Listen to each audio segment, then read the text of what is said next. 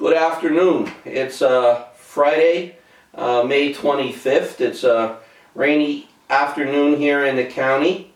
It's coming up in the end of the workday. We are in day 35 of our stay-at-home issue from the governor, and I hope you're all doing well and checking in as I check in on you today. Today we have another guest with us, another one of my boyhood friends all through St. Pat's and Pottsville High, and I'm very happy to say that through all of those years, some 56 years, we have been friends. We still stay in contact with each other. And we see each other on a regular basis, and we rely on each other for help with certain things. So I'm very grateful to have with us my dear friend John Matz. John is serving as the County Emergency Management Director, and we're going to talk about on this episode of Priests and Saints of the Passion and Eastertide. We're going to talk today about Father Jack Egan, who was a native son of the county, a priest who grew up in St. Clair. And then we're going to talk about an unusual saint, Saint Longinus.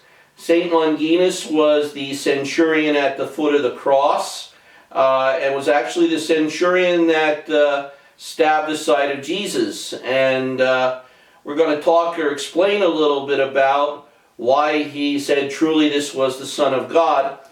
And John will be jumping in and out with me on different points like we did the other week with Tim Pellish. But I really asked John to be here with us today to talk just a little bit about staying at home. We know it's tough. We know that there have been some shaking among not so much Pennsylvania, but other states where they feel that they need to get out more and the social isolation has to stop. And we just want to talk a little bit about how to be safe, how to be focused, and how to be blessed. And when we look at the life of Father Jack Egan, when we look at the life of Saint Longinus, and we look at our own lives today, those three things, be safe, be focused, and be blessed, all apply to us at this time. So, say hello, John. Well, good afternoon, everyone. John is the husband of a wonderful Irish lass from Minersville by the name of Mary Beth. John always refers to her as his better half, and I believe everybody in Schuylkill County knows Mary Beth. Mary Beth just has that wonderful sense of never forgetting a name and a very pleasant personality. John has two sons, Connor and Kevin. And Kevin is still living in Schuylkill County, working in the area for the Department of Elections. And his son Connor is down in the Washington, D.C. area. And Connor does a lot of defense work, as a separate contractor from the Department of Defense. Right, John? Oh, well, you flip the two boys around. Connor's here in the county, and Kevin's down in Maryland. Well, I'll now have the two boys hating me again, but so I do spend time at their house. Mary Beth makes some of the best chicken parm you could ever imagine, plus German chocolate cake with the pecan icing. She used to think that you were putting her up to it until she realized it was my favorite meal too. Yeah, that's the only time I get German chocolate cake is when Father Bill's coming for dinner. Other than that, she'll never make me German chocolate cake. Well, that might be the only good reason right now to end this social isolation.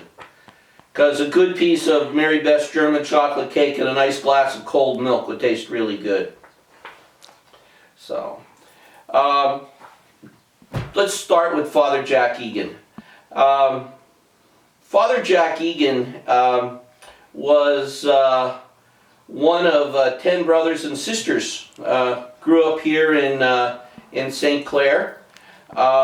He graduated from up in Lawton's Hill in Nativity in 1961.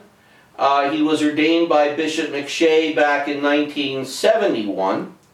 And during his summer vacations from the seminary, Father Jack worked in upstate New York at a camp for underprivileged boys from New York City. But the majority of his priesthood was spent serving as a theology professor, teaching in many of our local high schools throughout the diocese. And then he moved on to various diocesan and high school administrations, and rising to the rank of assistant superintendent for Catholic schools in the diocese. Going back to Nativity to serve as principal for 4 years was a tremendous time for for Father Jack. It was a very important time. He was there from 1979 until 1983, and I was very lucky that part of my seminary life was to be able to teach at a Catholic high school, and so I taught at Nativity. I took one of Father Jack's classes, and I spent a great deal of time with him, not just at Nativity, but getting to know him more as a person, and he supported my vocation as a priest. I would come over to his house on Morris Street, and over the summers, and he'd make me cheesesteaks. We would occasionally go for ice cream. I would visit him at St. John's Rectory where he lived, and truly a very kind man and a very helpful man in helping me understand the role of a priest in working with young people, especially in high school. Father Jack had probably a struggle, because throughout his whole high school career, he really wanted to do two things. He felt called by God to be a priest, but he also felt a call to go to the Marine Corps, and these were a constant struggle. How blessed we were that God's call to the seminary was the one that he chose. But in 1983, Bishop McShay allowed him to become a Navy chaplain, which enabled him to become a chaplain, and he spent all his time with the Marines, in different parts of the world, on a Marine transport ship in Camp Pendleton. And Jack was recognized for his dedication and his compassion. After his 5-year stint with the Navy, he came home, and he was named pastor of St. Peter and Paul in Tower City. And once again, renewing that friendship in the time that he was pastor out there in Tower City, I had this opportunity to go out and visit him and to share, and once again be able to grow in my understanding of a priest as a seminarian. In 1989, Jack was appointed the assistant superintendent for Catholic schools in the diocese, was moved down to Allentown, where the office was located. But also it was while he was in the office that he was diagnosed with Hodgkin's lymphoma, and very sadly he passed away at the age of 45. Jack showed the enthusiasm of a young priest, and his call to help other little brothers in the seminary, a man of compassion, a man who thought outside the box and wanted to help everybody. He just wasn't Catholic focused, but he was focused in truly being a soldier for Christ and also being a priest to the soldiers of our great country, specifically that in the Marine Corps. And because of that, he has similar similarities to Saint Longinus. Saint Longinus was, as I said, the centurion in charge of the death squad at Jesus' crucifixion. He stood at the foot of the cross when they came to break the legs to make sure that they were dead, following Pontius Pilate's order. Longinus, because the family was nearby, even though the Roman centurions were such gruff, violent men, he was met with a moment of kindness, and he took his lance and he thrust it in the side of Jesus to prove that he was dead rather than breaking the legs. By doing so, we heard in John's Gospel that a flow of blood and water came out of Jesus' side, and it engulfed Longinus. Why did Longinus say that? Well, one of the things that Longinus was trying to hide was the fact that because of cataracts he was going blind. And he managed, because of his bravery and some of the different things that he did, to get assigned to be in charge of a death squad, which would be relatively easy because all he had to do was just be there. But when Jesus' blood and water hit him in the face, after he wiped his face, he realized that the cataracts were gone and he was able to see. And this gave Longinus a clearer vision. Maybe so much like in Father Jack Egan's decision that he should be a priest first, and it still enabled him to be a soldier. Longinus was also charged, according to pious legend, with being in charge of the detail to guard the tomb to prevent Jesus' body being stolen.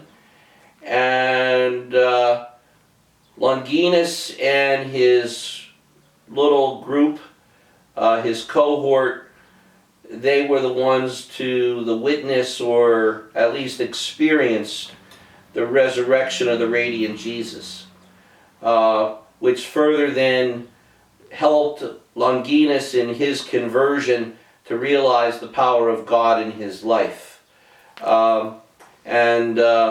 Even though we read in Scripture that the Sanhedrin went to the cohort and gave them money and told them, "Don't worry, we'll cover for you," Longinus and two other soldiers that were very moved by this experience of Jesus, they refused to take the bribes.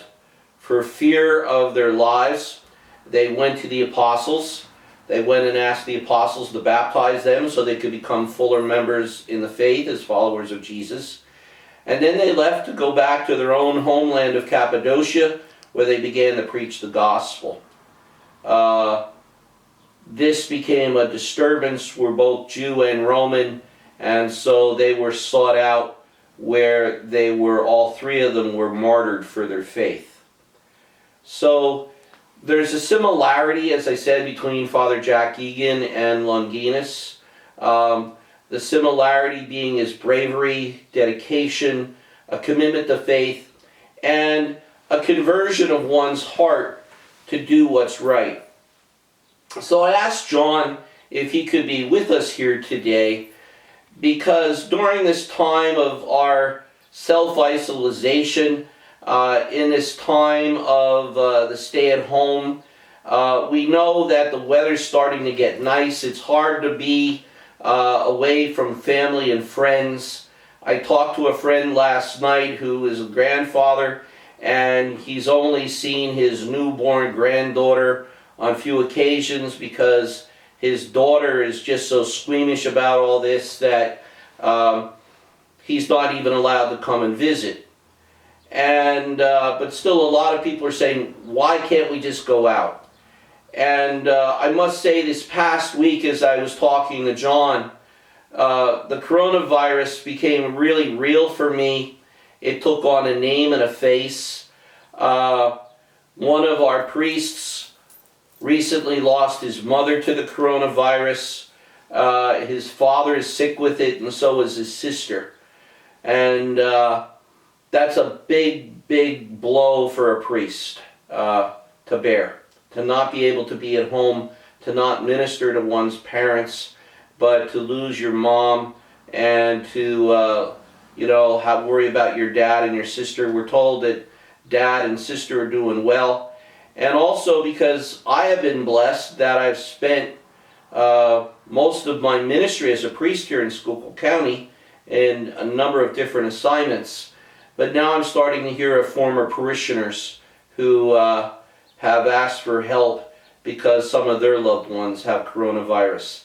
So I've kind of had my own conversion experience in all of this, in realizing that we got to be careful that we just don't jump back into normal life too soon. And John, as you and I had talked on the phone when we were talking about this, I had mentioned that there seems to be an awful lot of confusion out there today. Is it okay? Is it not okay? And why you're here more today as my friend and a fellow Catholic, a brother in the faith. Can you offer us maybe a little bit of advice and maybe provide us with a little bit more information from your role as EMA coordinator to help us fight the fight and turn our hearts more to staying the course and turning to the Lord in prayer? Well, sure, Father Bill. From an emergency management standpoint, we have a lot of plans. We develop plans for a number of things. It could be anywhere from a dam failure, and we do have a pandemic plan. And one of the things we utilize when we go into the planning cycle is we look at things and we say, what has a low probability of happening and a low risk? And they're the minor events that we really don't even concern ourselves with. And then you have the high probability, low risk events. And these may be, the fender benders, minor stuff that might happen around our house. But they're routine. There's something that, maybe the emergency services come out, but it's just a routine call.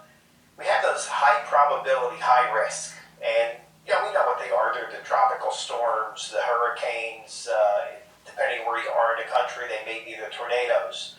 We expect them to happen. We've experienced them. Every couple of years we'll get a tropical storm, they'll come through, and we'll have flooding, usually within sections of the county and regionally within the state. But then we have the low probability, high risk. And certainly a pandemic fits into that. And I would think that, anyone that had done planning on pandemic, and we have our plan, and, back about 4 or 5 months ago, we pulled it off the shelf and dusted it off and looked at it, and then reached out to a lot of our community partners and said, hey, you might want to pull your own plans off, look at it, and see how it goes, because we don't know how this coronavirus is going to impact us. The impact is more than I think anyone probably imagined. When we have something bad happen, if it's a tropical storm or a hurricane, we hunker down for 4 or 5 days, and then we go into the recovery cycle. I don't think anyone expected that, one, it would become a global pandemic, and that we're 2 months into it, and we're essentially still in the response phase of this. We're trying to get to the recovery, and hopefully we'll get to the recovery phase soon, but we're not there yet. So it's time that we really look at what we should be doing. So some of this comes down to the information we're getting from the government, the information we're getting from the healthcare community, And everybody knows it. We've all heard it 1,000 times, but I'm willing to make it 1,001. So, everybody should be washing their hands frequently. When you can, wash your hands using some type of sanitizing liquid. Cover your mouth and nose when you cough or sneeze. Avoid touching your face, and until you start thinking about it, it's really hard. You don't realize how many times you have that tendency to touch your face. Practice social distancing. This is actually the first time I've ever used FaceTime. Certainly a good social distancing practice. And clean and disinfect all surfaces. So, going from that. But when we look at the professionals that we have out there, the Center for Disease Control, the World Health Organization, the professional medical people within both the federal and state administration, and even our regional healthcare networks, we should be looking to them when they're giving us advice. I think is good advice, and we should be following it, because it's too easy for some people to just throw out a flippant remark, asking why aren't we as a nation or the world, why are we not prepared for this catastrophe? How did it get away from you? You must have been asleep at the switch. And nothing could be farther from the truth. I don't think anyone realized that this type of situation could happen to this magnitude. This situation is worldwide. The death tolls are they're climbing. They'll continue to climb. We have people that again, they say, oh, well, people die every year from the flu. And that's true. We do. We have death every year from flu that, in the United States probably goes into the 40 to 50,000 range. But this is unique because, one, we don't have a cure for it. They call it novel, means it's coming, just came out. They were sort of unprepared for it. Eventually, they will work their way through getting a vaccine for this, and we're going to be able to minimize the impact. But right now, as we're dealing with it, we need to follow the guidance. We need to continue socially isolating. At the federal and the state level and the county level, where everybody's looking at, okay, how could we go back into some sense of normalcy? And we're discussing this. We're discussing all avenues of it. Because some of the things to consider is, if you jump too soon to try to get back to normal, might we get a rebound effect? So again, we're relying on the professionals, the people in the healthcare that are going to be able to help us in that guidance. Plus, we're also looking at our from a business standpoint. Do we have enough personal protective equipment for the employees? Is there a necessity for us to change the way we do business, to put more space between our customers? That's all the things that are going to happen before we start getting back to some sense of normal. While we're doing all this, we're still confined, and I realize it's difficult for many people. We're not getting together with family. Every once a month, my brothers, sisters, some cousins, aunts and uncles, we were getting together for breakfast. Saturday morning breakfast gave us a couple hours to sit and chat and exchange what's going on. Another Saturday night, we'd have a game night. So there are all the little things that we miss as an extended family. We're also missing our community, our Catholic community. We're missing interacting. Normally my routine is 7:30 Mass at St. Pat's in Pottsville. Then get to sit with my youngest brother for an hour or two while we have something for breakfast and chat on what's going on. So this session of being confined, I ask each of you to consider reaching out, particularly to some of the shut-ins. The elderly are normally more isolated than the rest of us. So if you reach out to them, maybe find out, hey, are you able to get out and get enough food? Can I do some shopping for you? They may be happy just to be able to talk to you on the phone for a while. The other thing, please keep in your prayers and your thoughts the efforts of the medical professionals that are out there. They're at the hospitals, they're at the nursing homes, they're at the personal care homes every day. They're doing a terrific job under very stressful circumstances. They're concerned about taking care of their charges, but they're also concerned because they don't want to carry the virus home to their family. Also, the emergency medical service, the law enforcement, the fire service, they're all front line for us. They're out there protecting us on a daily basis. In Schuylkill County, of course, we have a volunteer fire service. We have a largely volunteer emergency medical service. And we're trying to do everything we could to afford them every bit of protection with personal protective equipment that we could, because we don't have many people to come and fill that void. So it's important that we're able to do everything we could to keep those folks healthy. And what I ask is that each of you, as we think we're members of this Catholic community, but we're also members of the community that's our county, that's our state, our nation, and the world. We're all in this together. We're going to pull through it. It's going to take some time. It's going to take some sacrifices, and we're going to come out of this with some scars, but we will come out of it. And once again, we'll be able to sit down with family and friends, and we'll be able to sit once again as a faith community in God. Thank you, Father Bill. Thanks, John. That was wonderful, and I think it really will help explain an awful lot of this. And as I said, John and I in our talk, we tried to focus around three key phrases: be safe, be focused, and be blessed. And in being safe, John covered most of that.